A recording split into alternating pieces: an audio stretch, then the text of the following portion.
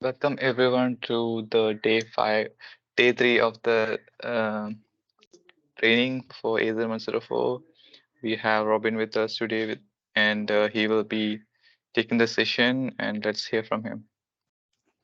Hey, thank you, Sudak. So good afternoon and good morning, everyone. This side has been Robin. I hope you can able to see the screen. Yes, Okay, great. So today we have only few participants only joins. Give me a second. Give me a second. Let me connect to secondary portal also. Okay. So good afternoon again, team. Welcome on the AZ104 training program. Yesterday we were discussing about a topic called installation of VMware, installation of VM, how to install a server on a cloud. That was the topic we have been discussed yesterday.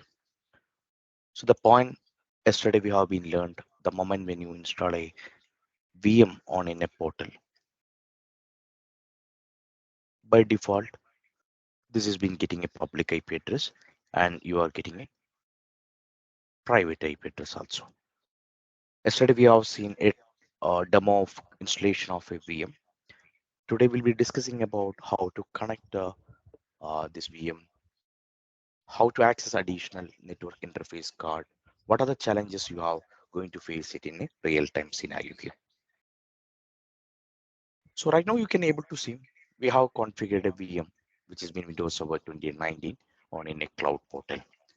Yesterday we understood for accessing this VM you can able to connect through a public IP address. So for example, like if a user is been connecting using a public IP address, we can able to connect to this VM here. So today we are trying to understand about how to add additional disk.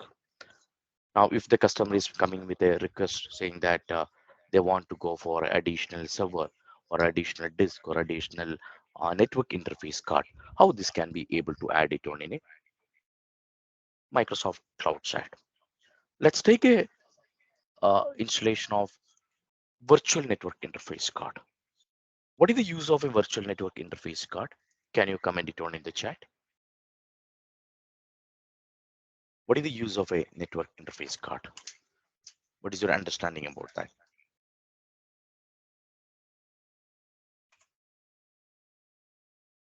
So if you take a on-premises scenario, for example, like if I need to communicate two servers, we used to make a connection, right? For example, like this is a computer A and you have another computer B.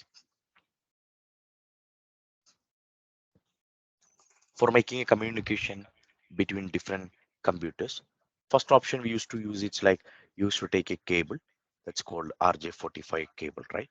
So in the both end, you can able to connect directly on into the server. Where you will be connecting this one, you need to connect on into a particular port which has been available backside of your server. Basically, that's been known as Ethernet port, or it's been like basically it's been knowing as a um, it's been knowing as a Ethernet port. So basically, it's been knowing as a Ethernet port. So Ethernet port, or like you may be heard of something called a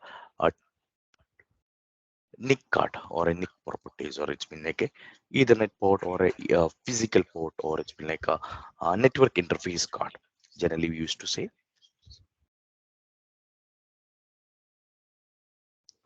LAN port. Now, that's about in a normal on-premises scenario.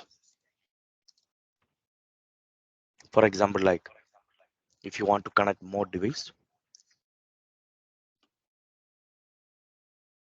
you will be using hub or switch or router kind of additional network device also, and all the servers will be connected to them. So this is the way generally the communication is being.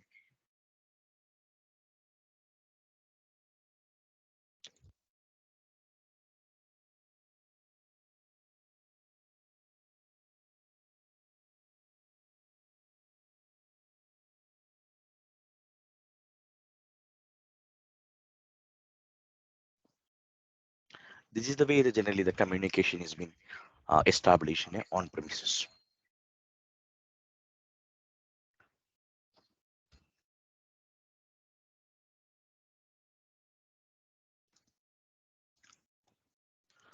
Now, when it is coming on in a cloud, how this connection is being made? Now, when it is coming on in a cloud, this has been made with the help of a concept called VNIC. That's called virtual.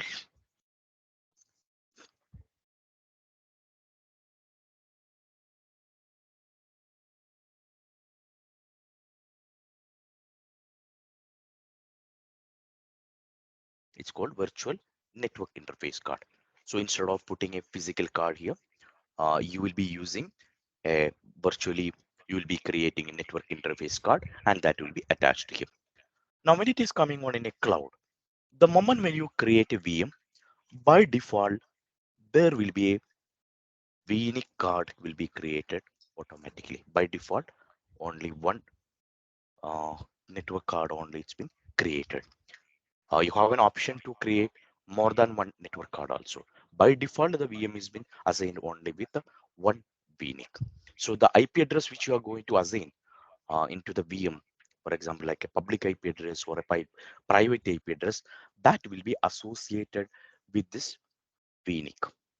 There are some situation if the customer has been looking for a redundancy or a availability or load balancing, if you want to do it, you may have to add additional VNIC card. Now let's try how to add additional VNIC. Let's go to cloud portal now. Let me take you into the cloud portal.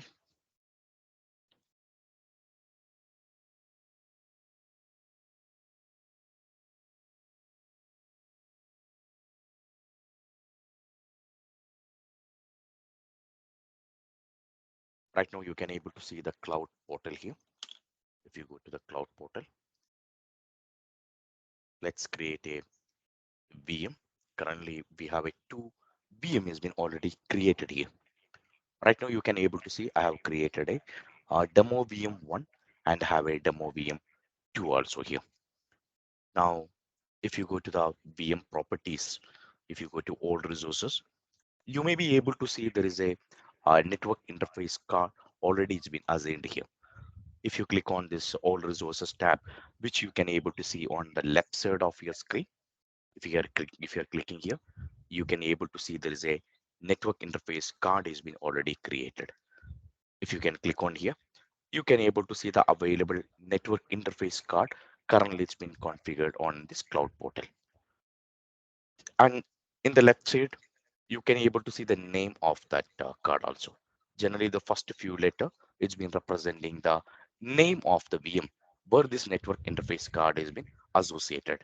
Right now, you can able to see there is a network interface card 76 is been available, and this has been associated with a VM demo VM1, and you can able to see another card also like a demo VM2 associated 612. Now, in case if you want to access a network interface card, this is the one method. Or second method, it's been like even your network interface card also it's been a separate resource. So if you want to access a network interface card, currently where it's been associated, where this has been created, if you want to find out, you can able to go to the search bar here. There you can type something called network interface card. You can able to type network interfaces.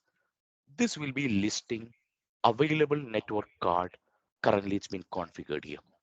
Right now you can able to see there is a two network interface card is being created here. Now if you click here on the particular network interface card, you can able to see where this has been associated. If you're clicking on this, this will be opening a window like this with an overview, what is the current status here, where this has been attached. So right now if you can able to see this opened here in the overview tab, in the right side bottom, you may be able to see this has been attached to a virtual machine. So whenever you're opening network interface card and clicking here, this will give you a summary about currently where this network interface card has been attached. Right now, if you can able to see this demo VM 76 is been attached to a VM. It's called demo VM, and this has been attached to a network security group as well. So right, that is a message. Right now we can able to see here.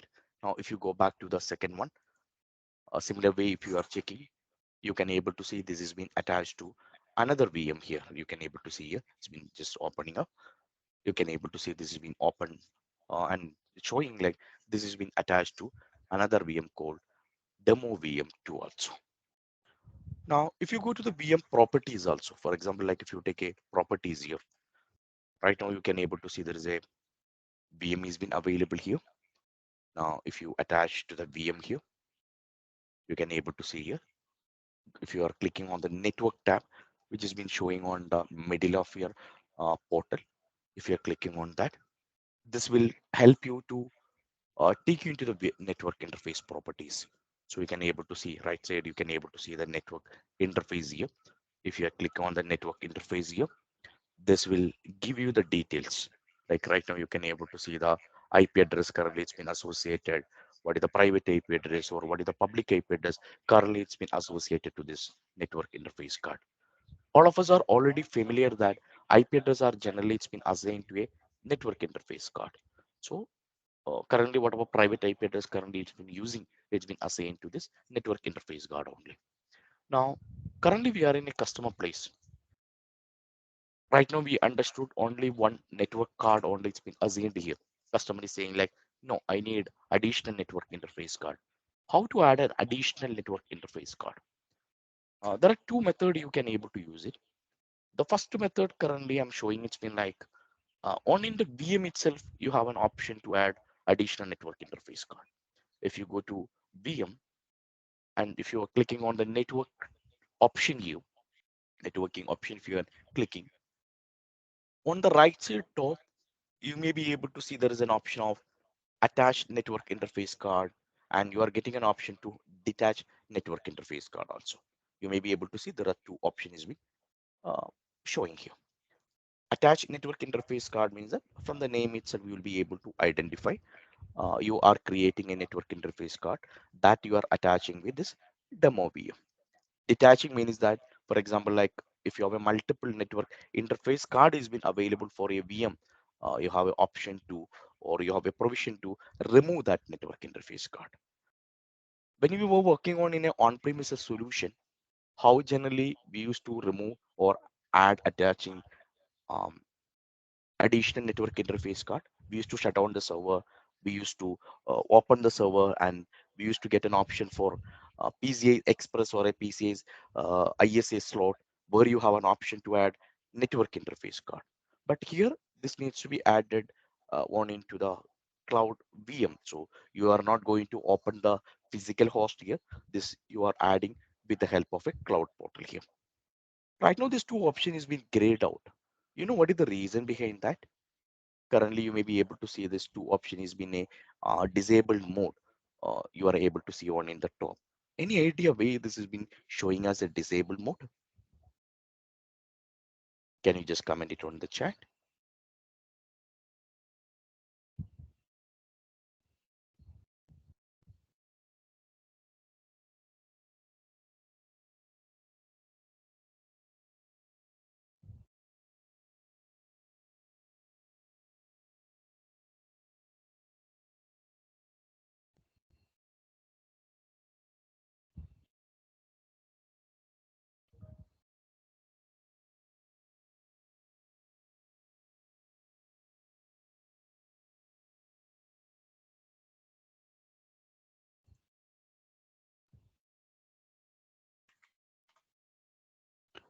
Any questions? Any idea why this has been showing as it's been disabled mode? Can you just comment it on the chat?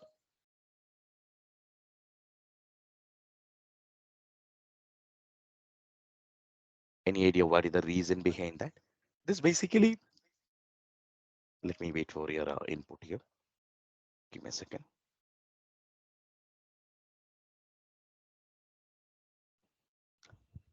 Change your audio to speaker.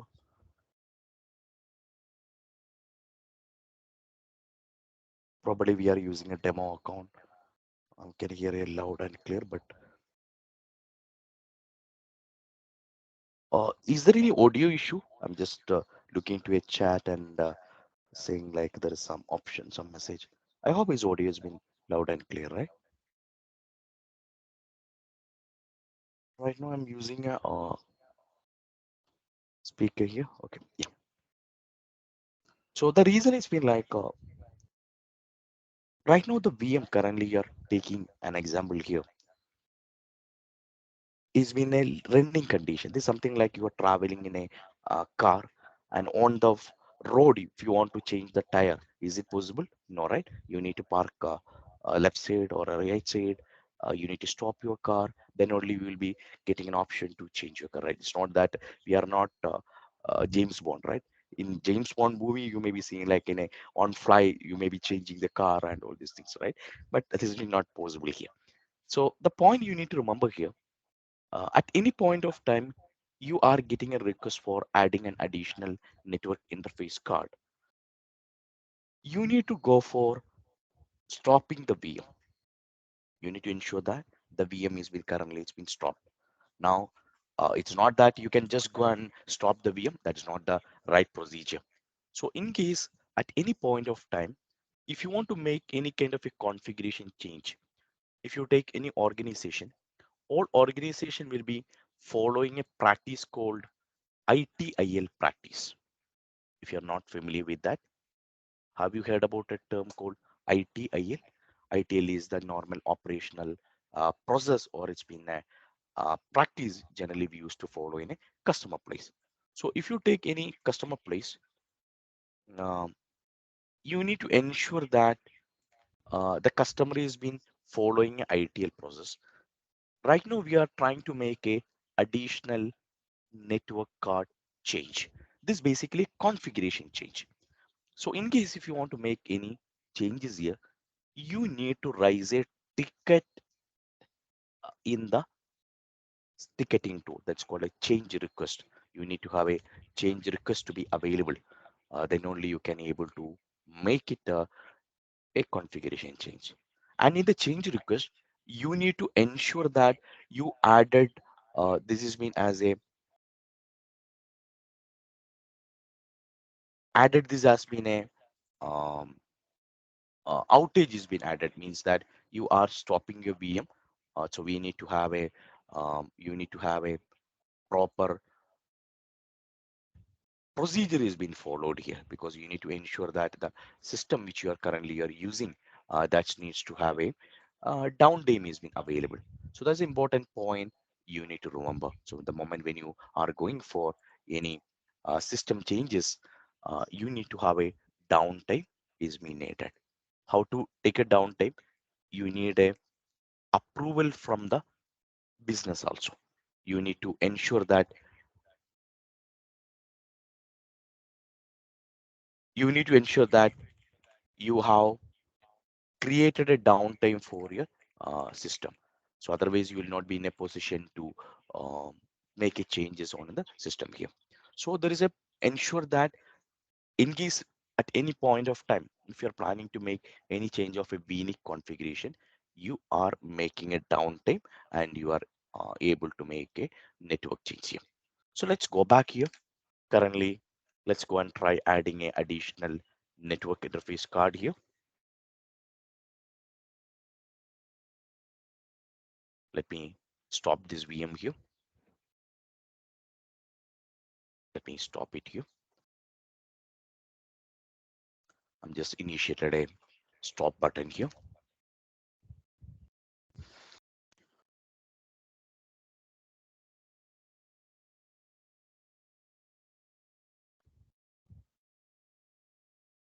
So you need to ensure that it's been added here. So let's wait.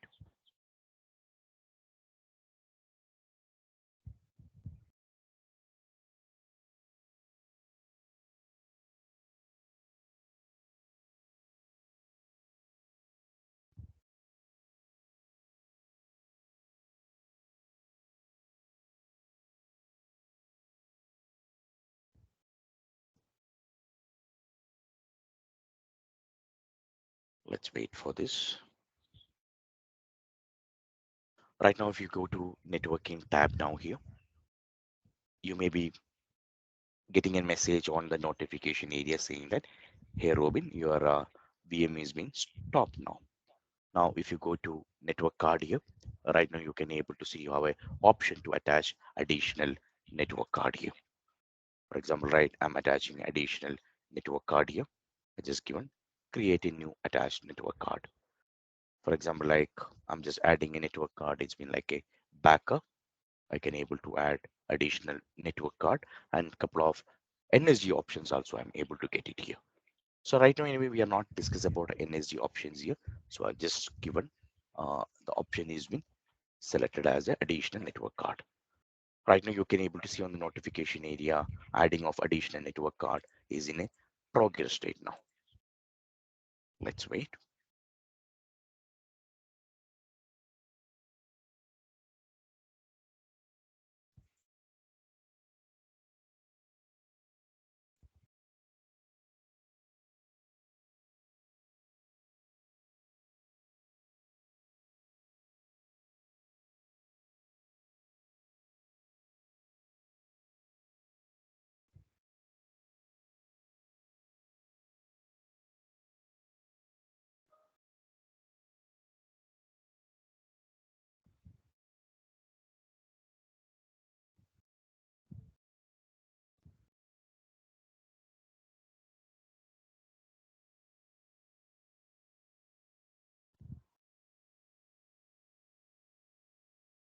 Right now you can able to see this has been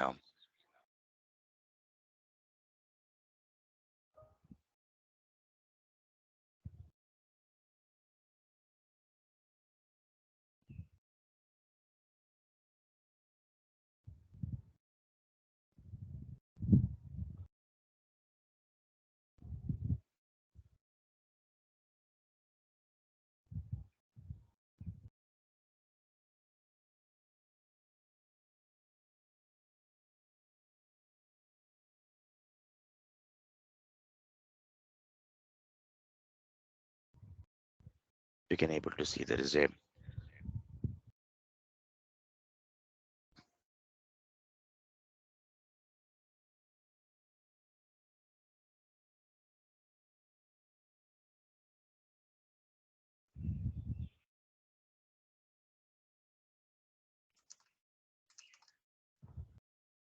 VM has been attached here. Right now you can able to see there is a backup also it's been created here. So you can able to see there is a backup also it's been created and demo VM also it's been progress here. So you can able to see there is a uh, demo VM and there is a backup VM also it's been created here. Now let me make it here. So right now you can able to see additional network card has been added here. Let's power on here the server. Let's start this server here.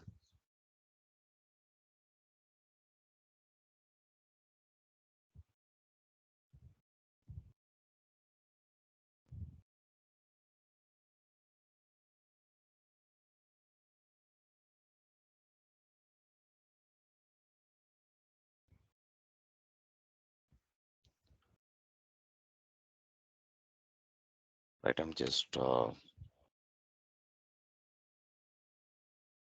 connecting to this VM here. It's been started and internal or error occurred. Let's restart this VM. Some error has been occurred here. So let's wait.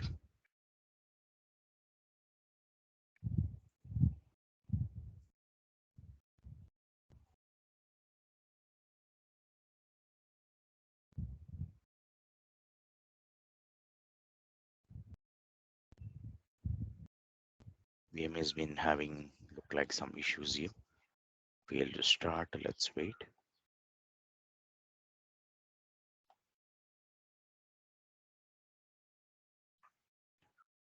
Some unknown status has been showing. So maybe it's been starting. Yes, it's been started the VM here. Now if you go to IP address of this one, take a RDP of this. Let me connect to this VM.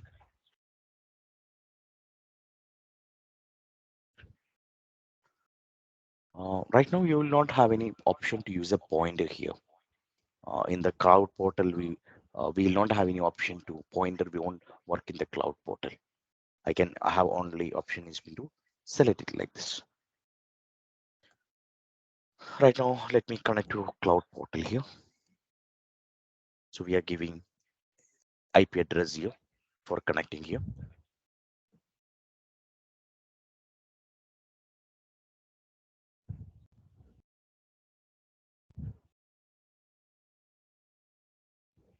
Give me a second. It's been trying to connect it. We're just trying to connect the computer here. So let's wait.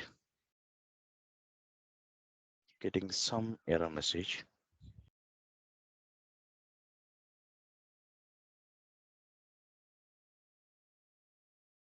The reason has been like the public IP address has been disabled here. That's the reason we are not able to connect it here. Just give me a second.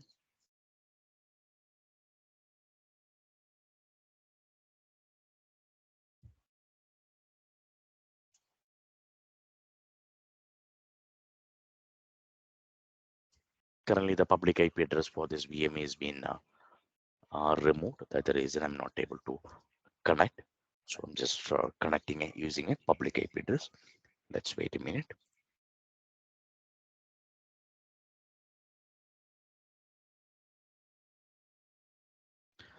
So right now, if you can able to see here for this virtual machine, you have an additional network card has been created here. If you go to networking, you may be able to see an additional network card. So this is the one method for adding here. Second method, it's been like you can able to go to a network interface card directly. There you have an option to add a network interface card. For example, like you can able to add a network interface card. For example, like it's been a NAZ3 or something, some name you're giving. You can able to create a network interface card here.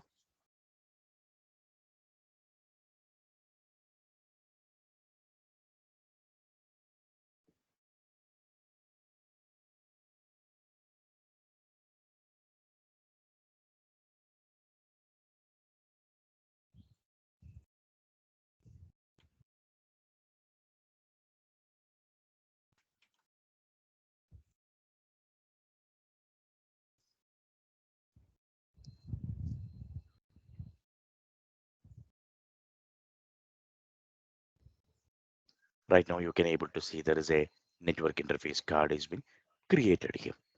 Now, if you take this in network interface card, for example, like a backup 3 or a NAZ3 here, right now, if you select it here, in the attached to button, you can able to say this has been marked as a nil, or it's been like it's been not attached, or it's been like it's been not mapped to any of the server here. Now, in case if you want to associate this one, you can able to go to the bottom one. There an option you will be getting. For example, like if you want to attach this one. So if you go to the server here, right now this has been not attached to any card here. In case if you want to attach this one, for example, like a particular VM, uh, you can able to go to the particular VM here. But the moment when you click on the attach button here, this will be pointed into that particular network interface card. So this will be uh, it will be giving a message saying that, hey, admin, already have a free network interface card. It's been available on the portal. So you can able to click on the attached network interface card and you'll be able to select it from there. So there's an option that's been currently available there. So with the help of that, you can able to attach it there. So that's the way generally the configuration it's been working here. So the moment when you go for any options here, so you have an option for adding a attach a network interface card. Now, if you go back to the disk option, now let's try to see how to add additional disk. For example, like at the time of OS creation, you understood like by default there is a two disk is being created automatically. One it's been like a operating system, and second one it's been like you have a one temporary disk is been created. Now let's see how we can able to add additional disk. Now the customer is saying like we need to save some data, and as per the rule or in the risk assessment, we understood like we cannot use a OS disk or a temporary disk for your configuration. Now let's try to see how An additional disk can be configured or at the time of a creation or after creation also. There is a 2 point right now we are considering here. So the first point, at the time of creation of a VM, for example, like I'm creating a VM, at the time of creation of a VM, how can I add a additional disk here? For example, like I'm just creating a VM here. Let's take it to a cloud batch here. I just given a VM name has been VM3. This has been created in the East2S data center. Operating system I'm selecting is Windows. So operating system has been selected as a Windows here. So it's been selected Windows.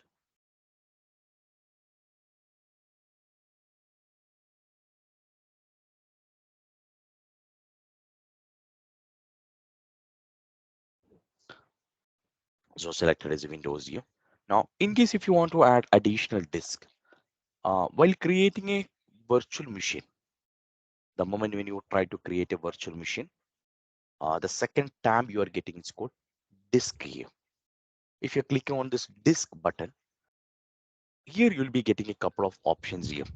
One is been like, what is the type of the disk which you want to use it on in the backend? Basically, it's been like there are three mode of disk you can able to select it here. One is called a premium SSD, and you will be getting something called HDD also. So this based on what is the disk type or a disk technology you want to use it on in a backside. Where you want to go for a mission critical application or mission critical business operation you want, then you need to go for a premium SSD. For example, like if you are using your server in a um, as a web server, or it's been like a demo server or a lab server, that you don't need any critical performance. So that kind of a situation you can able to go for standard SSD. There are some situation if you are planning to use this server only for an archive purpose, or if you're planning to use this server for saving a log or some archive data, then you can able to go for standard HDD. Now, based on the disk technology, there will be variation for your pricing also. So the point you need to remember, where you need a high performance, uh, where you're planning to use this server is mean for a mission critical or a sensitive workload, then you need to go for a premium SSD. Now here you will be getting an option here. Do we need to create or do we need to delete? For example, like if you're planning to decommission your VM, do we need to delete the disk also along with that? In some customer place, customer may be preferring you to keep the existing disk. For example, like customer may be thinking like this VM, whatever disk currently you're using, that having some important data that may be needed after some years. So there are some customer places, if you're planning for doing any kind of a decommission, they will be decommissioning all the component, all the resource except the disk. For example, like if you're thinking like you don't need to delete a disk, such kind of a scenario, you can able to uncheck this box. Now, how you want to do encryptions, that is basically handled here. So possible like in a separate session, I will discuss more about key management or how ultra disk compatibility has been configured on in a cloud. Right now, we are discussing more about in a adding an additional disk here. Now, for adding an additional disk, bottom you can able to see there is an option called create and attach a new disk. You'll be getting a two option here. One is called create and attach a new hard disk. This means you are planning to create additional disk along with your operating system. For example, like if the customer is thinking like I need an additional disk for my data, or I need to plan some um, disk or RAID kind of a technology on in the operating system side, I can able to add this one. Or there are some situation if already you have a VHD. So VHD is the file generally we are using. So virtual hard disk is the file generally, or it's been like a technology has been created here. So there are some situation if you are uh, having any disk, or it's been like a available disk has been available with you, then that kind of a scenario, you have an option to provide additional attached disk also. Now, right now I don't have any existing disk is available. So I'm adding a disk called data disk 1. So size is selecting as 120 GB, and I'm just giving a disk here. So given a name here, this has been attached to a LAN one here. So let me review and create a VM here. What is the Azure hybrid benefit? That's the one question we are getting. Emmanuel, you're working for an organization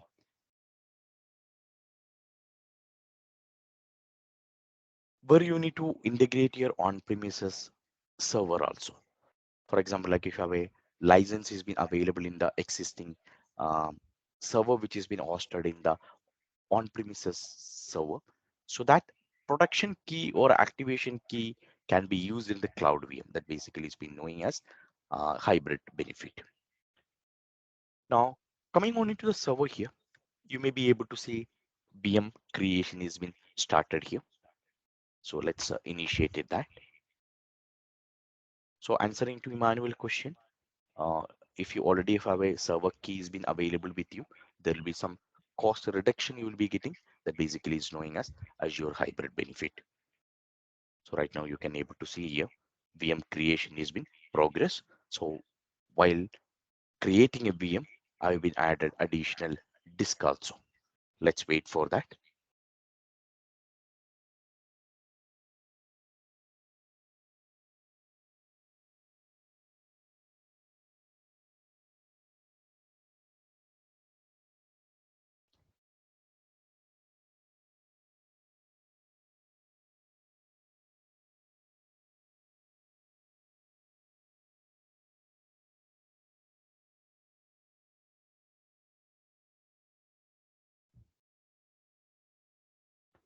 The VM creation is in progress now. Let's wait.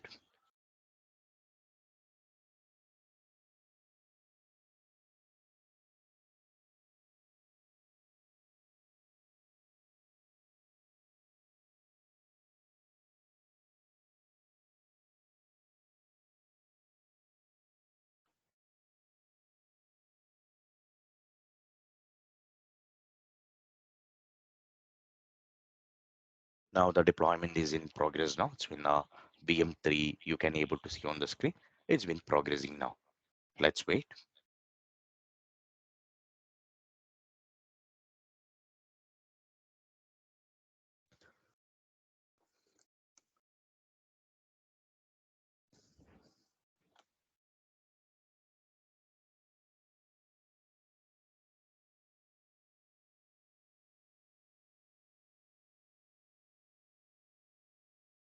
Right now you can able to see a VM creation is in progress.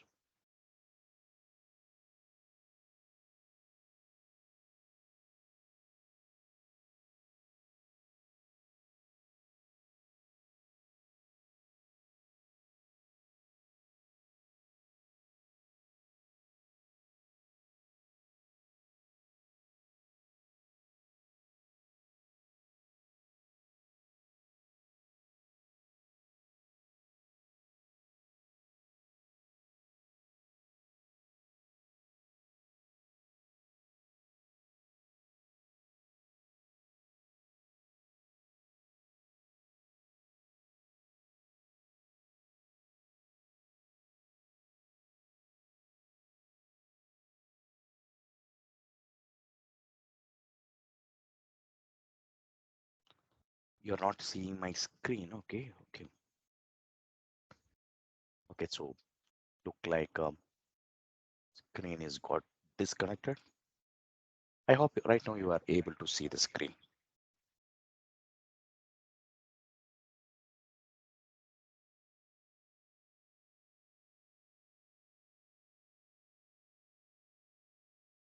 I just reshared my screen. I hope you can able to see something called your deployment is been completed. Yes. So right now, if you go back to the virtual machine here, you may be able to see the third VM currently it's been created here. You can able to see the VM3 has been created here. So let's connect to this VM3 now, where we have been added additional disk. So let's go to the VM3. So if you go to the VM here, let me connect to that.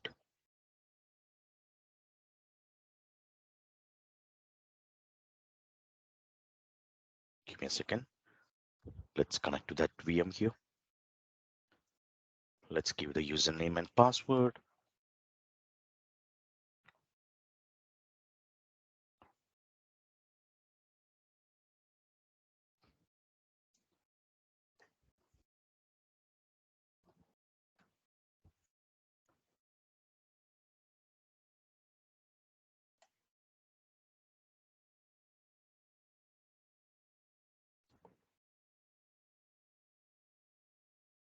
The server has been created here. Right now you can able to see the server has been configured here.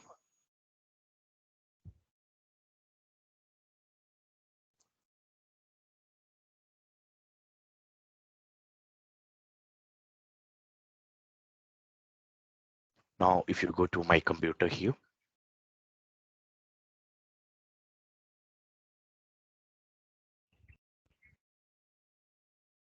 if you click on this PC, you may be not seeing the additional disk currently it's been configured here. You may be able to see only the C drive and the D drive here. What happened to the additional drive that's been configured? Can you just comment it on in the chat? Where we are not able to see the additional disk which has been added into this VM. Can you comment it on in the chat?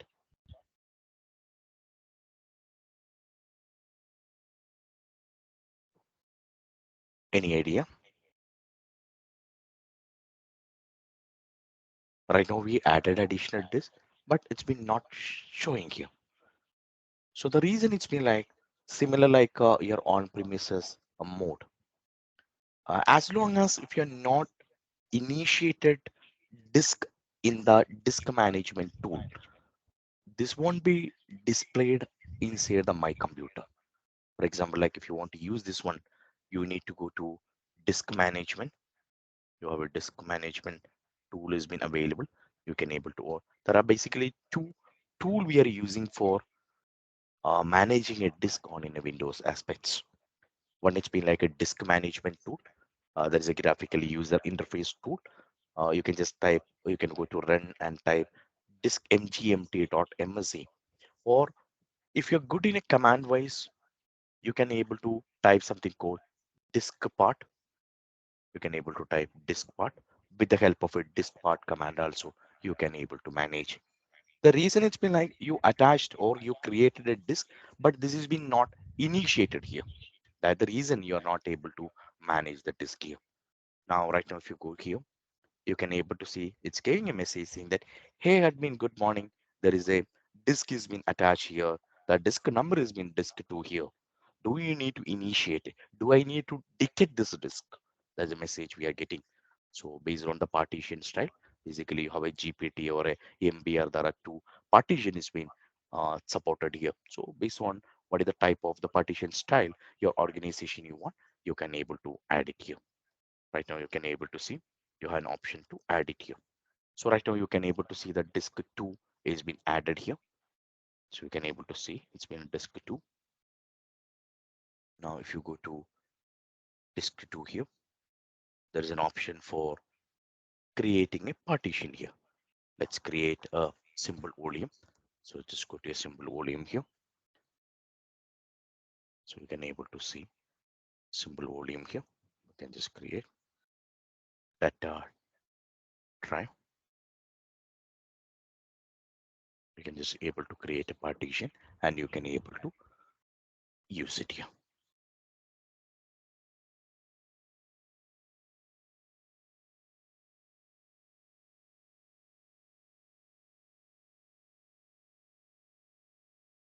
So right now you can able to see there is a data drive. It's been now selected here.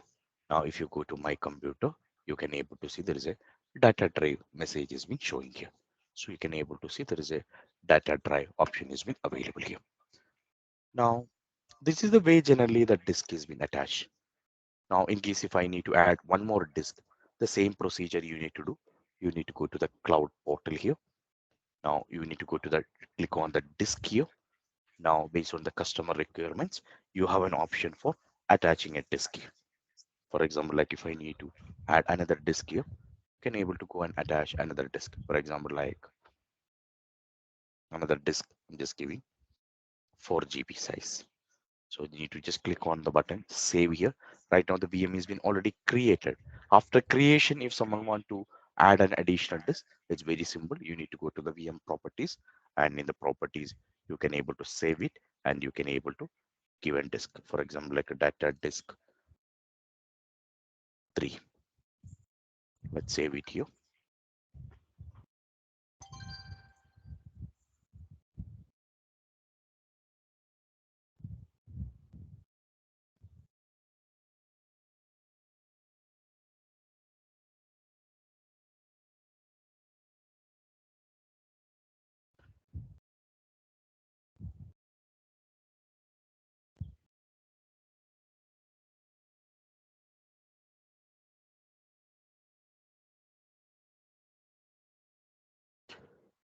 Let's wait here.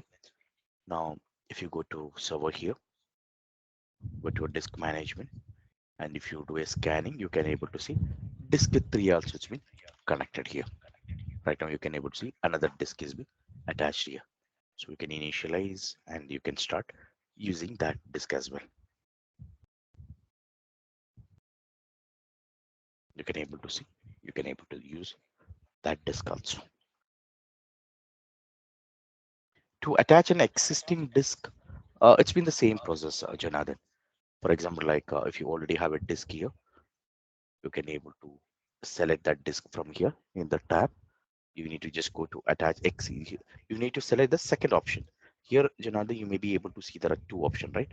One is been like a create attached disk, and you may be able to see another plug kind of a symbol here, right? On the right side, attach an existing this one. So this basically it's been like you can able to use an existing disk here. So you can able to click on that link and you can able to use that mode. Now, any other questions from anyone? Now I'm just getting a question. Why we are using a private browser mode? Private browser mode, the reason why we are using it's called incognito mode. You may be remembering like at every time when you browse internet, we used to have a history is being saved automatically, right? If you can able to check your uh, computer now, if you press Control H, you can able to see all the website you have been visited, and many times it's been like caching also it's been happening, right? So you don't need to log in, or you don't need to give the username and password again and again. So for a security purpose, I'm thinking like I don't need to save all that information like a cookies or whatever form is being typed or whatever password is being typed on in the system. For that, I can able to use a private browser mode or an incognito mode. So incognito mode or a browser mode, whenever you are closing the browser, whatever content is been available, that will be cleared. So that means every time when you click on the browser, this will be started from a clean state. Or in another words, every time when you close the browser, that will be wiped out all your information on the system. That's been the difference. That's the reason always we prefer to use a incognito mode or a private browser mode to use a Azure one. It's as a security purpose, because we don't want someone to just go and connect to the server here. So because the reason means like what is the disk Azure disk cost? That's been good question. So if you want to understand what is the disk cost, so you can able to go to the Azure disk pricing tab. If you can able to go to a manage disk pricing here,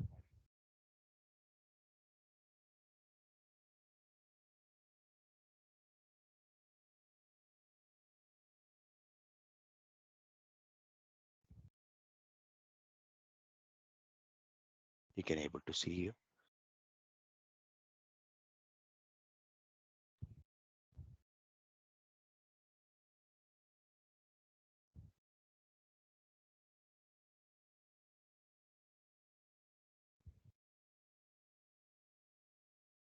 You can able to see it's been now.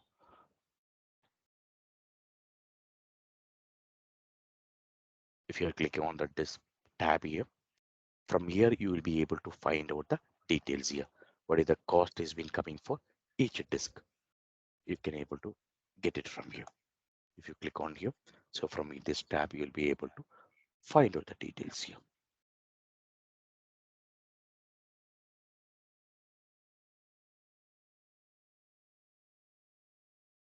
So you can able to see this details here.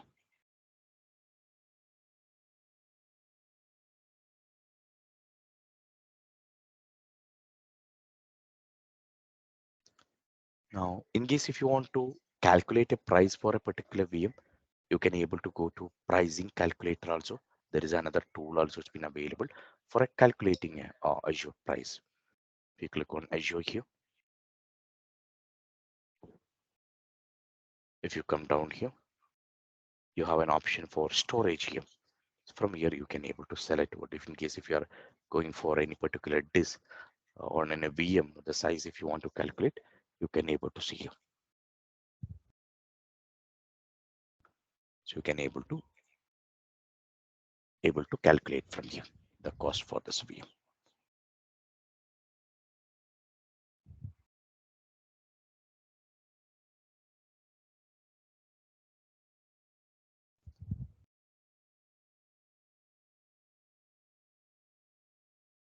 Any other question from anyone? Good, or it's been like any questions?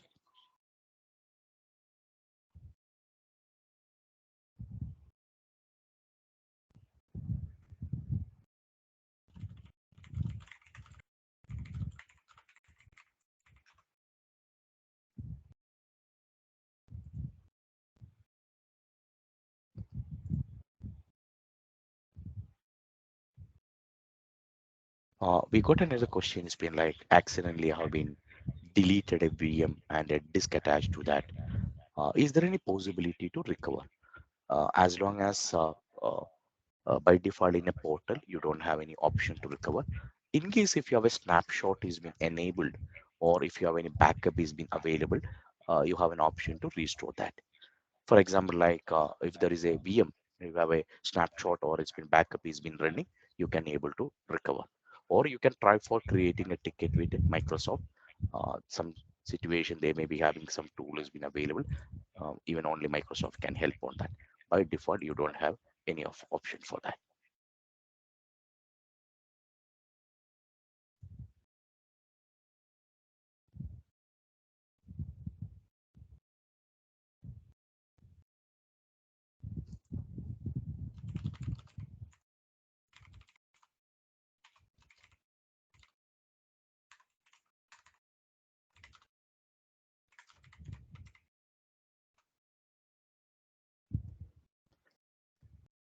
So right now you can able to see a option here.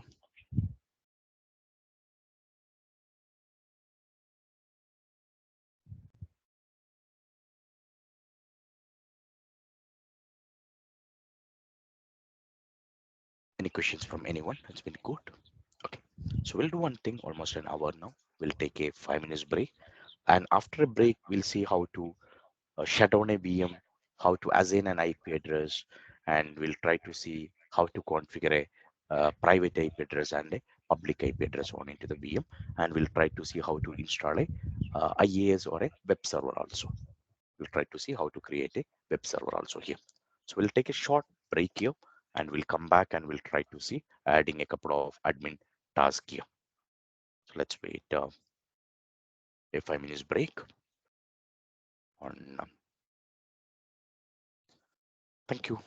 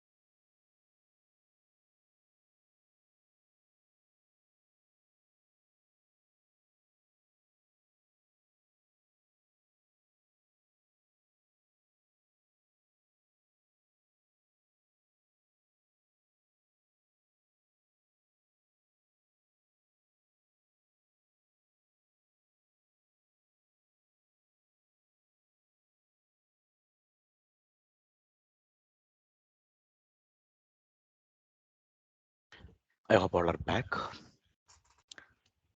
Now, right now we have installed a VM here.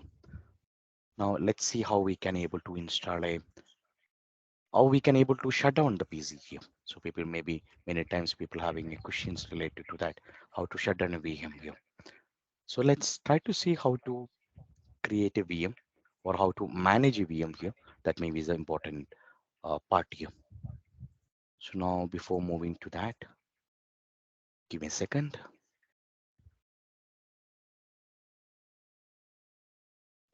Let me connect to the VM here.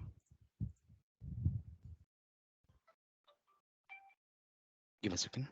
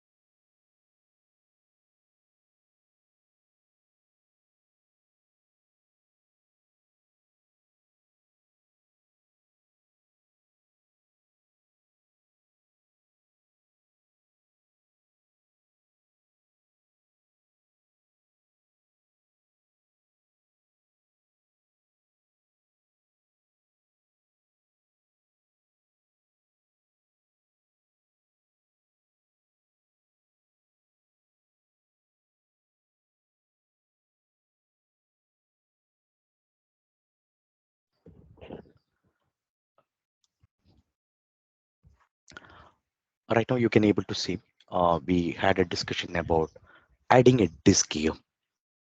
So let's try to see how we can able to add additional uh, services on this VM here. So if someone want to create a VM, how to add an additional VM, additional web server or a application or services on the VM or in a server here. So disk adding, any question from anyone? Disk creation or disk adding, any questions, anyone? So we have a separate session is been coming on a storage. At least right now, how to add a disk? Is there any questions?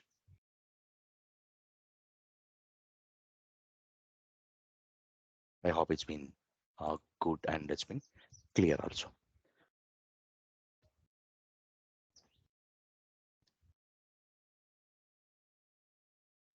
Now, next point we are discussing about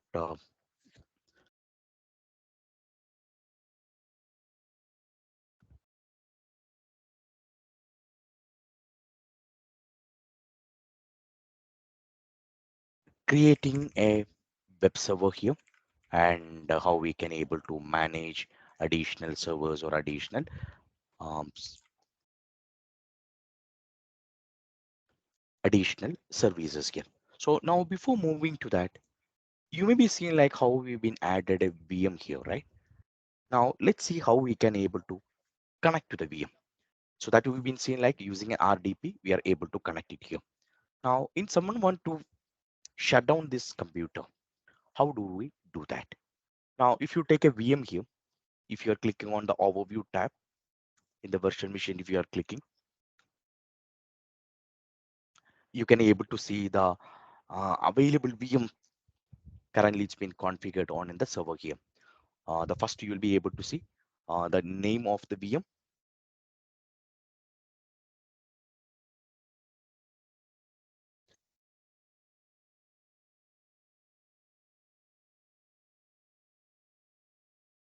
Then you can able to see the status of the VM or the how the operating system is been working, and you can able to see the IP address also here. So we can able to see the details. Now, if you specifically, if you click on a particular VM, um, you will be able to see a couple of options here. You will be able to see the status of the VM here. For example, like it's been a running or in a shutdown or it's been a stop mode. This kind of information you can able to see here. And from here, you can able to see which location currently this has been hosted. You will be getting an option for moving from one location to another location also. For example, like if you have any VM has been available here, you have an option to move to a different region. For example, like if you need to change the building from one location to another location, you have an option to move to a different subscription also. This basically it's been coming. For example, like the moment when you create a VM during in a VM creation, for example, like your resource is been part of a particular department, but after some time there is some merging or acquisition is been happening.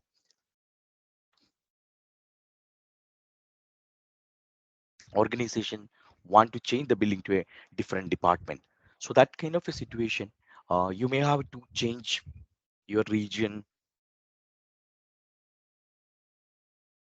you may have to change your subscription, etc. So in case at any point of time,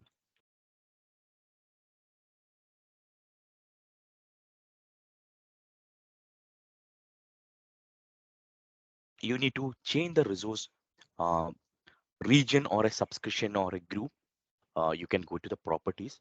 There you can able to see an option called move. With the help of a move button, you have an option to move from one location to another location. Another tool generally we are using on in a cloud called Azure Mover. So with the help of a Azure Mover tool, there is a tool called Azure Mover. If you click in here, Azure Mover, so Azure Mover, Resource Mover, there's another tool you can able to use. For example, like you want to move a resource from a one particular location to another group, another region, another resource group, another subscription. Either you can able to use a Azure Resource Mover, or you can able to go to the VM properties, and from there you can able to do it here. So that's the way generally the movement has been happening. Now, if someone want to shut down this VM, there are two methods generally you can able to do it here. One method it's been like you can go to the cloud portal. In the cloud portal itself, one option has been like you can take a RDP of the computer. You can able to take an RDP of the computer here. You can able to click on the start button. The normal legacy or a normal mode of for shutdown, right? You can able to go to the server here, and from here you can able to shut down the computer. That's one method. Second method, what we can able to do, it's been like you can click on the virtual machine. The moment when you click it here, in the top screen, you will be getting an option for a couple of management tool you will be getting. For example, like if I need to restart, you have an option to restart here. You have an option to stop here. You need to have an option to start also here.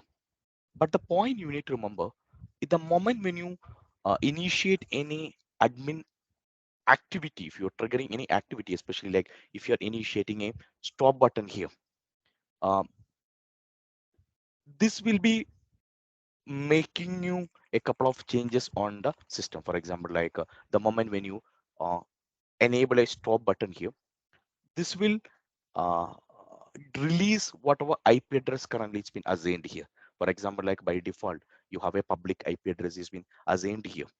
For example, like you have a public IP that has been assigned here. Now, the moment when you start a server restart, for example, like if you take a VM here, you have a VM is been available here.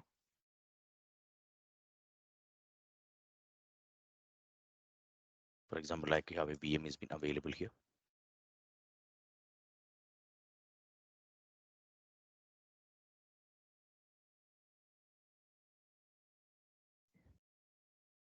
You have a public IP address has been assigned, and you have a private IP address which has been assigned.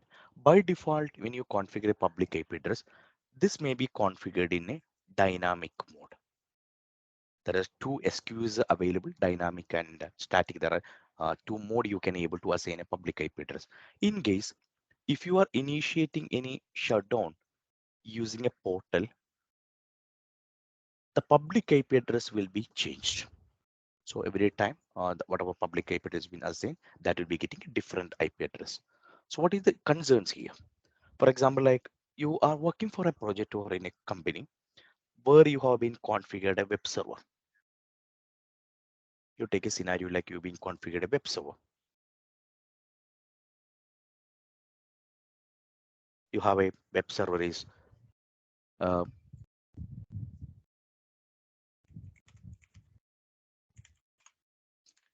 a web server is been available here.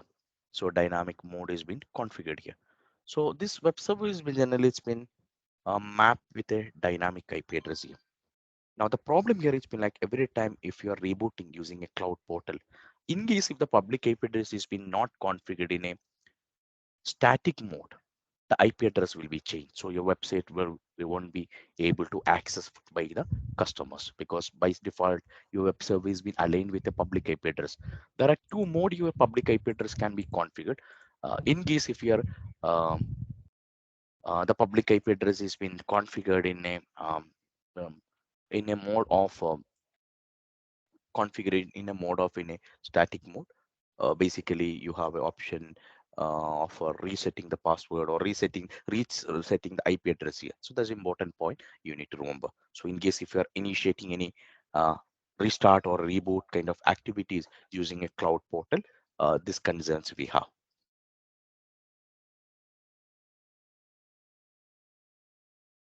Any questions from anyone? So this is basically there are two way we can able to do. One it's been like you have a uh, cloud portal you can able to do, and second one has been like using an operating system also you have a rights to configure this one here. Now if you go back to another portal here, if you go back to the portal here,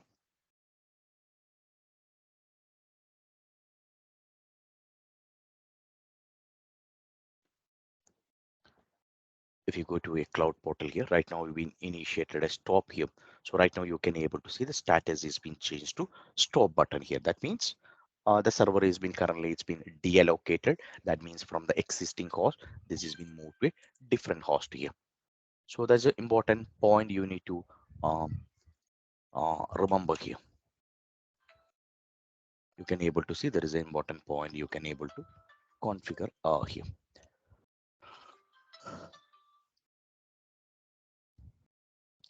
Any questions from anyone?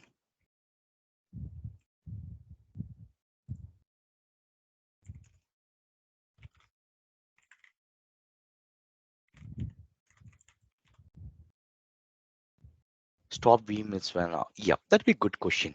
What will happen to VM or the VM? It's been like if the moment is been in a shutdown state or in stop case. So that's a good question. Answering to that one, for example, like you are in a customer place, you have a VM has been available. Your VM has been currently it's been moved into a stop state here. You have a VM has been available here.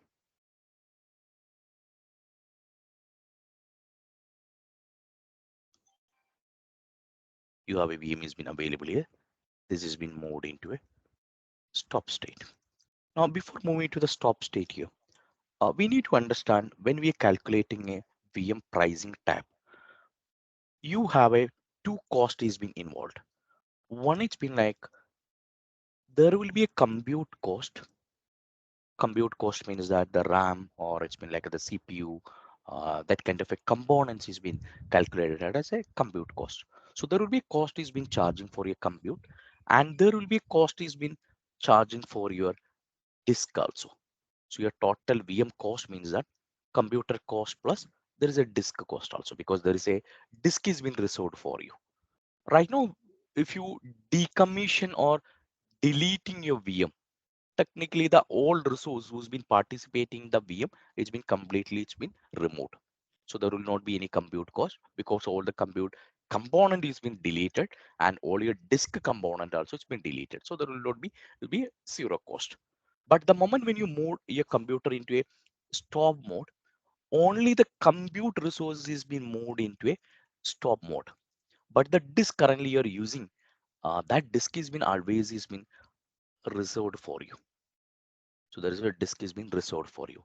So that means, uh, if the VM is in a reserve, if the VM is in a stop mode also, there will be some charge for your disk. So we have to pay that amount. So in a stop mode, there is a charge is been available.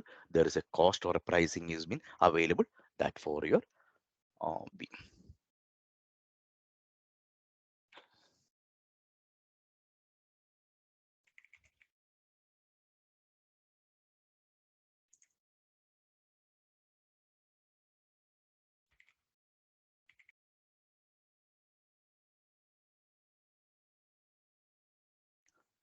So we can able to do this two program. So this is a two program we have. So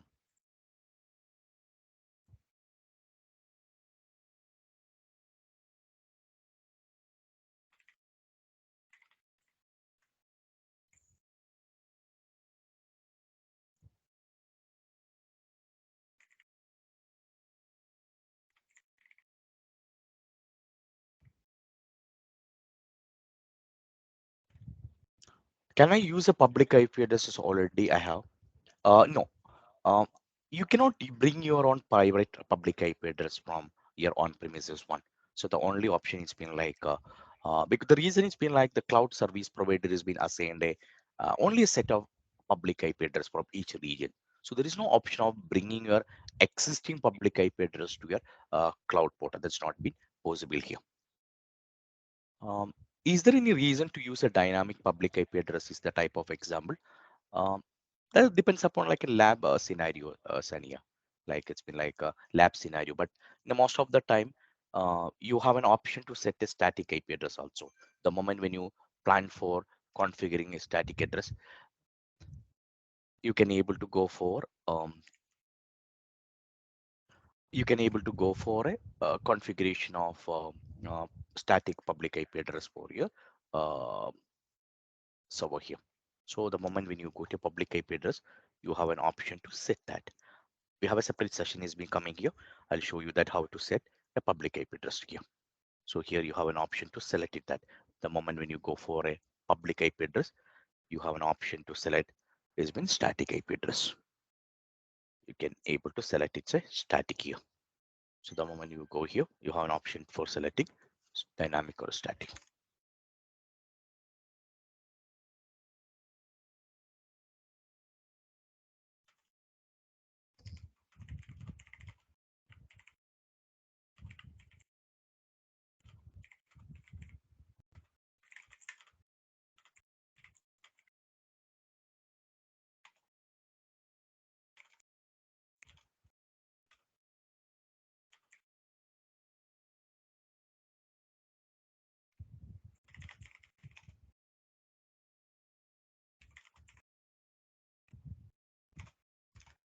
Okay, thank you. I hope it's been like it's been good with this, right? Great. Now let's try to create a IAS server here. So right now we've been installed a VM here. So let's try to create, we have been seeing the state of a VM here. Now let's try to create a additional VM here, or let's create a web server here. Now, if you go to a web server here, if I need to install a web server, it's very simple here. You need to just go to the server here, just connect to that server here.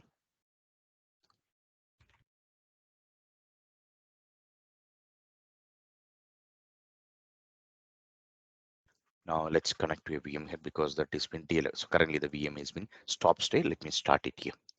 Let me start here. So apparently we got a question from Kamal. Is it possible to add a VM to a server to an existing domain? Yes. Kamal, it's like when you go for identity management on in a Azure cloud, you have a three options been available here. One, it's been like you can able to use Azure Active Directory. You can able to integrate with your existing domain controller, which has been hosted on the uh, on-premises side, and you have an option of Azure ADDS also. So you have an option to add your existing or the Azure VM which has been hosted into existing DC also. You have an option to add that, and you have an option to bring your identity solutions or identity entries from an on-premises to here also.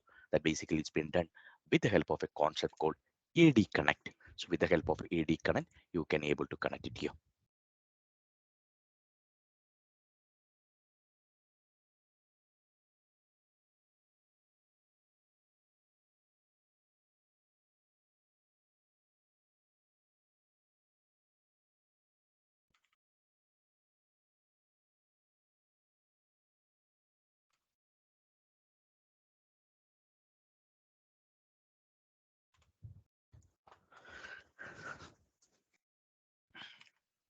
Clear?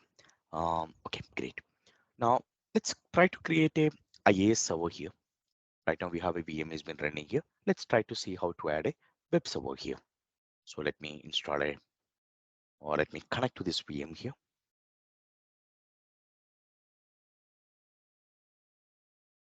Let me connect to this VM.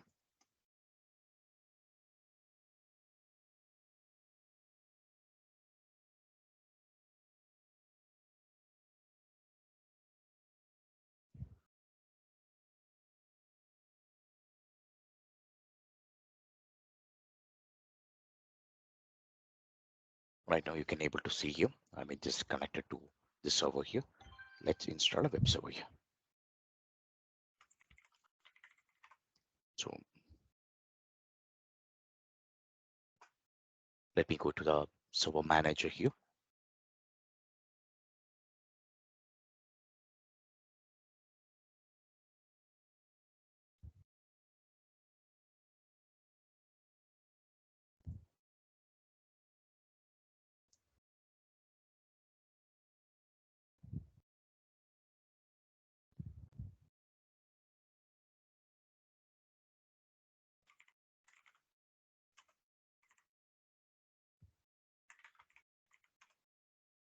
So let me go to the server manager here. It's already the server manager is been loading here. It's been on in a inventory is in a progress state here. So let's try to install a IAS server here. Right now the inventory is in progress here. So you have to wait a minute. Let's wait a minute and we can able to add a web server here. Let me add a web server here.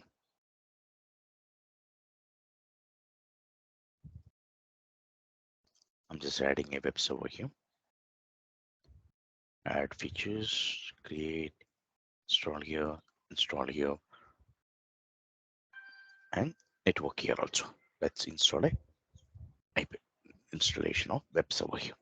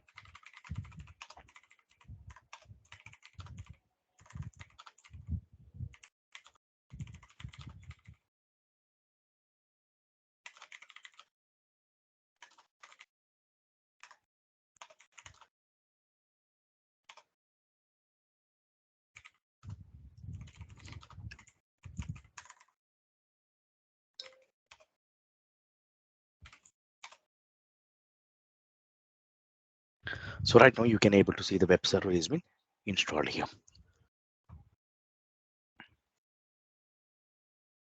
Right now we can able to see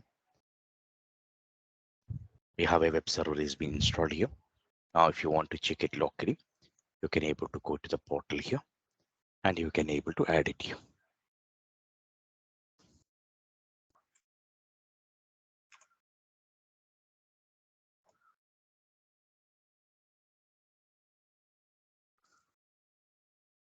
Right now you can able to see.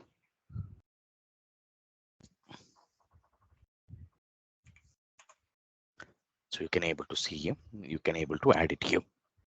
You can able to see the web server has been able to validate locally here.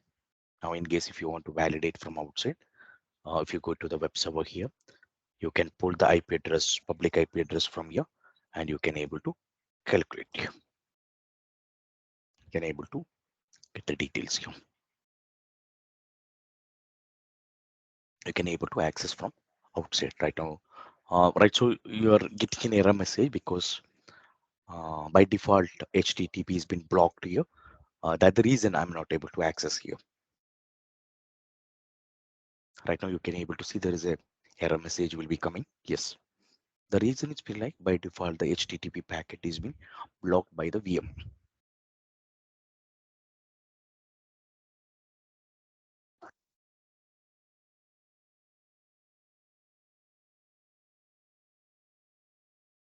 The reason it's been like by default any packet which has been coming to cloud by default it's been blocked by a service called NSG.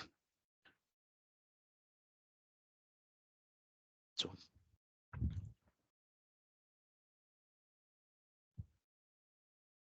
so you can able to see.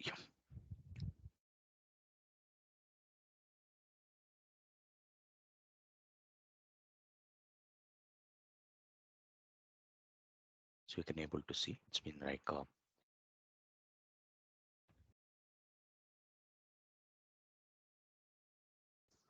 you can able to see here the details. Yes, we can able to see the details has been um, you're not able to access the web server, so you need to enable a root inside a place called network security group.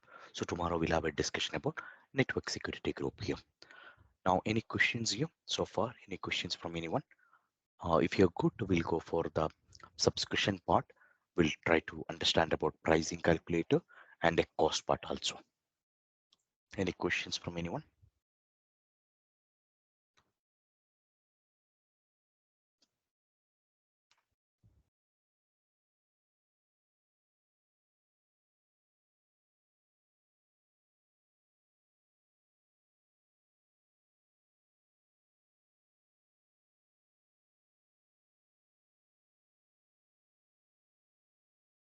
If you're good, you can post it a single comment on the chat so we can move to the next part.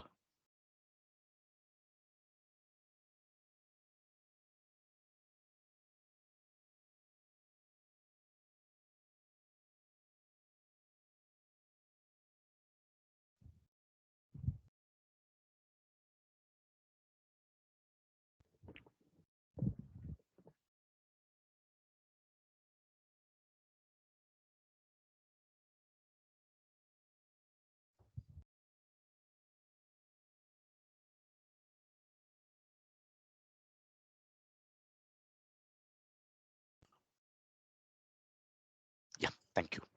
Now, now we'll be discussing about another topic called cost management. How to do a cost management on in the Microsoft side. Now, in case if you want to calculate a cost management, by default there is a tool is been available. So right now we understood like if you're using a cloud, there is a cost is been involved. How to calculate a cost here? There is a specific tool is been available here, or there is a resource is been available here. That's called a cost management here. Uh, if you want to calculate a cost here, right now we understood like if you're taking a subscription here, this is completely this been coming in a OPEX model. Now, if I need to calculate what is the cost currently I have against my subscription,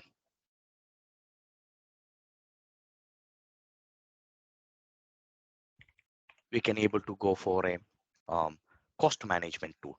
Now, if you go to start button here, then you can able to see a tool called cost management tool here. If you go to portal menu here, if you go to home button, let me change this window into, right now you can able to see in the left side, there is something called cost management and billing. So cost management and billing is the tool generally we are using in the um, normally for calculating a cost for your organization. So now the if you're clicking on a cost management, this will give you a summary of the details. What is the cost has been currently it's been available? What is the active subscription you have? And what is the cost is been currently you have? How much amount you need to pay here? If you go to the cost management tab here, you have an option to set the budgeting also. For example, like if you want to set some budget for a particular department, for example, like if you go to cost analysis here, or if you want to put some kind of a cost alert, for example, like I need to put some budget for a organization, for like HR organization. In HR department, I'm saying that next one year maximum budget allotted for them, it's been like 1 lakh rupees. If they are reaching a particular amount on a beyond that, you can able to make some alert. So I can send a message to the admin here, or message to the people of the cloud team who's been currently it's managing here. So with the help of a cost management, you can able to set some kind of a alert system also. Means if you go put some conditions here saying that if there is a cost is been it's been occurring, either you can go for a actual cost, or you can able to go for a cost of um, um, forecast calls cost also.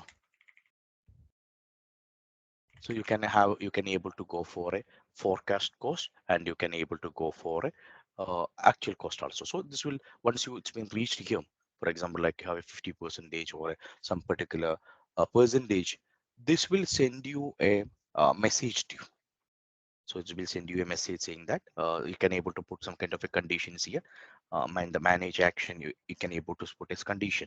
If there is a cost is being reached a particular level, this will send you actions. This can be email, or this can be a message that you can able to set in an action group. So if you are able to set a action group here you can able to set what is the type of the action you want in the notification, how you want to send it. Do you want to send through an email or a message, or you can able to set some kind of a uh, actions also. For example, like if the resource utilization is been reached on a particular level, if you want to put some kind of automation activity, um, you can able to configure it here. So you can able to have an option to set an actions also here. So here you can able to set the particular automated actions here. For example, like this has been available or not available, so this kind of actions you can able to put it here. So this is an option you can able to set it from here. Now this is the one tool generally we are using. So you can just go to cost management. In the cost management here, you can able to say option for setting a budget, or you have an option to set your budgeting also. So you can able to see this kind of options here. So your option for setting your uh, cost alert and budget, or a cost management options here. Now another option here we are using is called pricing calculator. Pricing calculator, basically it's been using in case if you want to, you're planning to implement a solution, you want to understand what is the pricing has been coming for your Azure solution, so that you can able to calculate with the help of a pricing calculator. For example, like you may be noticed like the moment when you plan for implementing a solution, we found the moment when you're going for a solution, you have a, different price tag, or a rate card is been available for each solution in each region. So it's been very difficult for a end user to identify that, or the end user to calculate this one, right? It's been very difficult for me to take a Excel sheet and go behind the individual computer and check this detail. So for calculating for easily this one, you can able to go to a price calculator here. From here you can able to add whatever requirements you have. For example, like I need a virtual machine, I need the networking, I have a, VPN gateway, and I need to have a um, another DNS, or I need to have a load balancing, this kind of information if you want, then I can able to add. So if you come down here, you have an option for selecting what is the configuration you want. and the bottom you can able to see the price tag also. So here you can able to see the currency and the price. So the total cost is been coming, you can able to see here. So here if you come down here, the total cost for the solution is been $300. So in the bottom you'll be able to see a currency tab also. So based on the which country, based on the which country it's been connecting, you will be able to see here.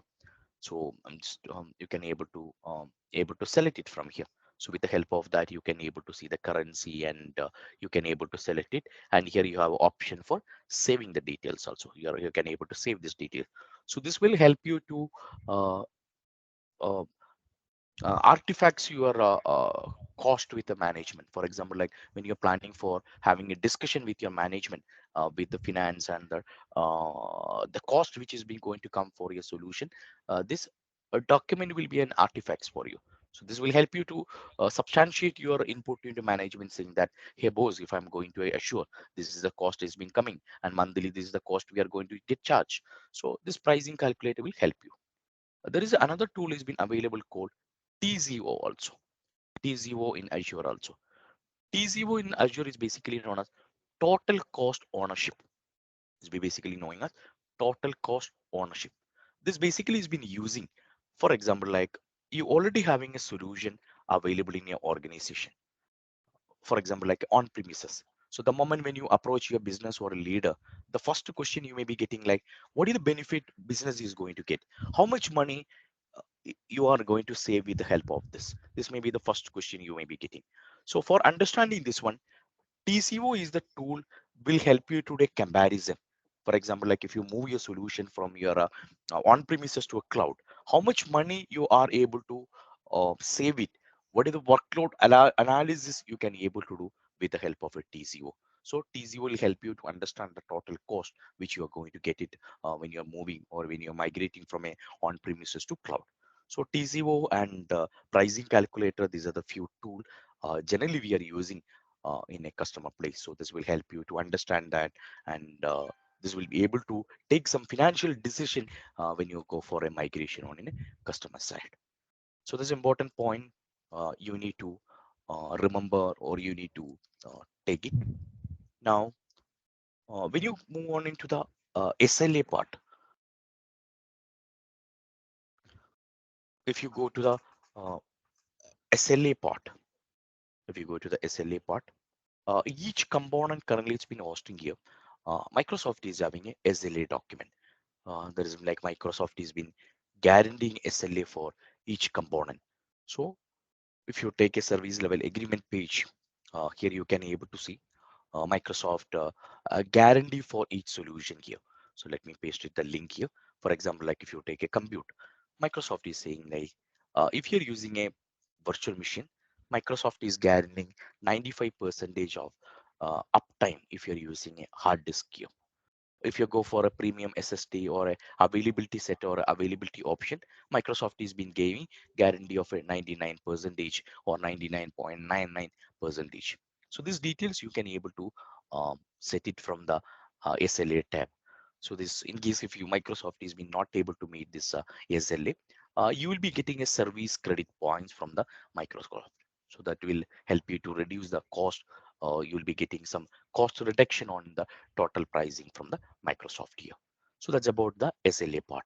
So when you're getting a time, you can go through this SLA agreement, and from here you can able to see the SLA or the total cost for that. Coming on into the Microsoft Azure regions, Microsoft is having 56 plus region is been available here. So if you go to the regions here, you can able to see the countries Microsoft has been having a data center here. You have able to see these all locations Microsoft is having data centers, and you can able to select the country.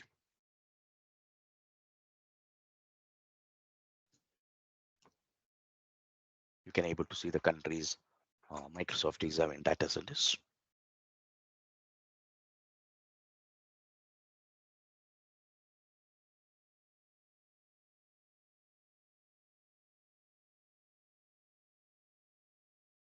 So you can able to see the countries Microsoft is having data center.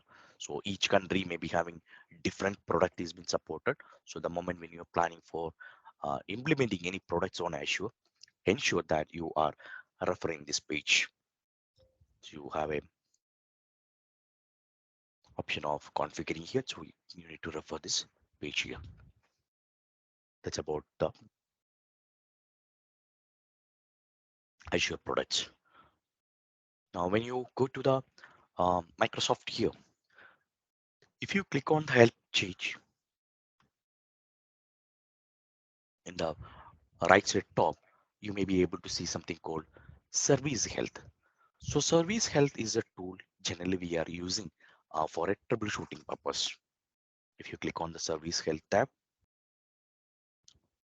this will give you a information about current status of the service currently it's been available here. For example, like if there is any issue, if there is any service issue or a planned maintenance or a health advisory or a security advisory from a Microsoft, that you can able to get it from this service health.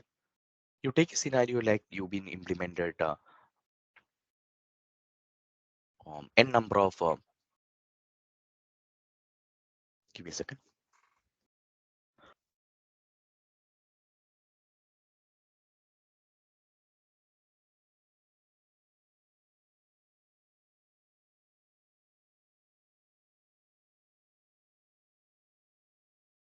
Right now, you've been implemented a number of servers or a product on in a Microsoft Azure.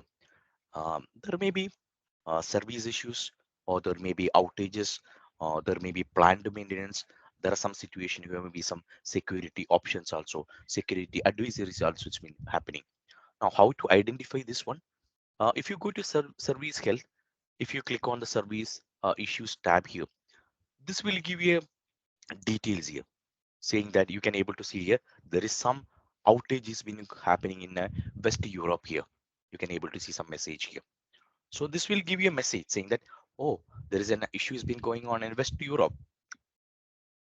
Right now, I have a storage has been located here. See, right now there is a issue has been going on West Europe. Currently, I have a storage is being located there. So it's giving a message to me. So this will able to identify in my account or a subscription I have a resource is been available. Microsoft is having some issues been reported here. So you'll be able to get this kind of a message here. So here in the plan to maintenance, if you have any action has been happening from a Microsoft side, you'll be getting a pop-up here. So this will help you to understand what is the current situation on the Microsoft infrastructure. Based on that, I'll be in a position to take some proactive measurements or a proactive actions on in my infrastructure. You have an option to set some kind of a alerts also here because every time I cannot go and check this what is the current status here, right? So you have an option to put some kind of a alert system also. If something is goes wrong on a particular region, I can have an option to send a email or a notification through SMS. So this will give you a message saying that so and so service if something is goes wrong on a particular region. For example, like I have a mission critical server is been hosted in the East US data center. If something is goes on East US, immediately send a notification to me. So that will help you to make some kind of a proactive actions from my side. So this for that you can able to use this service health tab here. You have another tool it's been available called Microsoft Azure Advisor here. So in the resource panel left side, you may be able to see something called Advisor tab. So this basically Microsoft is giving free advice to you. You are implementing solutions on in Azure portal. Now, Microsoft is giving recommendation on in the 5 aspects. One is being called a cost. Second one, you can able to see it's on in a security, reliability, and operational excellence and performance. Right now, you may be able to see it's in a orange color is being given. So Microsoft will analyze your entire solution and they will give you a recommendation saying that, hey, admin, I've been verified your solution and there is a some issues been happening on in the system. So you can able to see there is some recommendation. So if you're not doing this one, there will be some medium impact for your organization.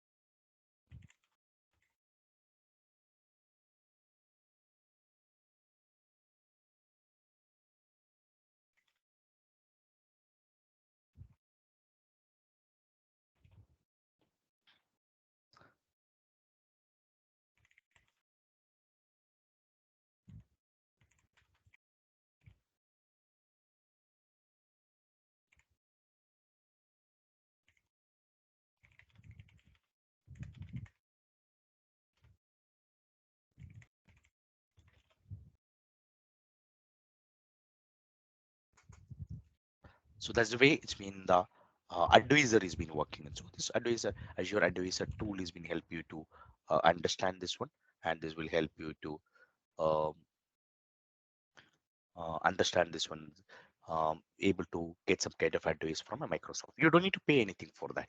So this basically they've been doing on in a cost, on in a security and a performance and the reliability operation side. Microsoft is giving free advice for you. So always ensure that you are referring this tool. This will give you free recommendation from your infrastructure. So this will help you to understand if something goes wrong in your system. This kind of information you can able to get it from here. Now, if you want to get any product on in a Microsoft side, whether this product is being supported or not, for that you can able to go inside a marketplace.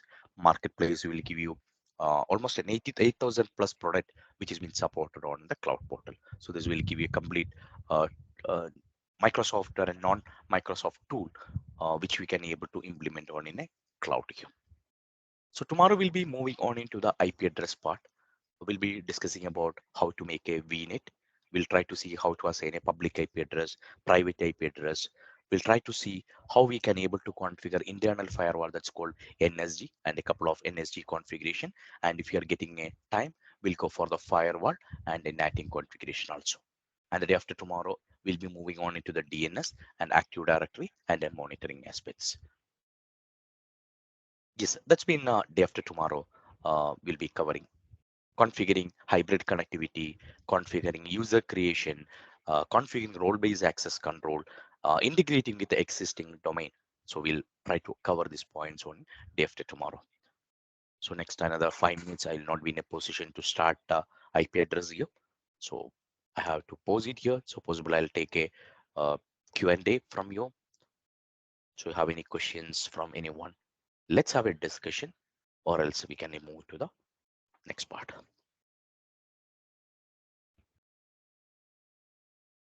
Let me hand over the mic to.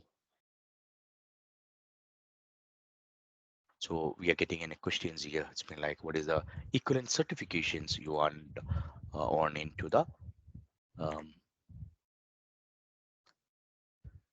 cloud side or the AWS side? In AWS, I remember you can able to go for a either you can able to go for the cloud practitioner or you can able to go for the system solution architect professional exam. So always you can able to start with a 3 exam. One is been a cloud practitioner, then you have a cloud architect is been solution architect is been there, and you have a sysops administrator is been available, and you have something called advanced networking and a security also. So start with the cloud practitioner in case if you're planning to have.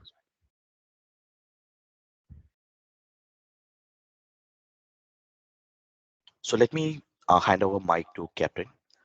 Good afternoon, Sudak. It's been so almost we are on time today. So Yes, thank you, Robin, for the wonderful session. And I hope everyone here is able to follow through the topics and able to understand it. And thank you all for joining with us for the 2 hours. I hope it was valuable for you, it was useful for you. And the recording for the today's session will be available in our YouTube channel. And I would like to repeat that there is no attendance for today or remaining days. The if you fail the first day, it should be enough. And if any of you have not yet joined our community, please do join the community. I have shared the link in the chat box. You can pick whichever you wish to be joining. And thank you again for Robin to be giving the time to do the session. And thank you all for participating. And see you all tomorrow. thank you all. Bye. Bye.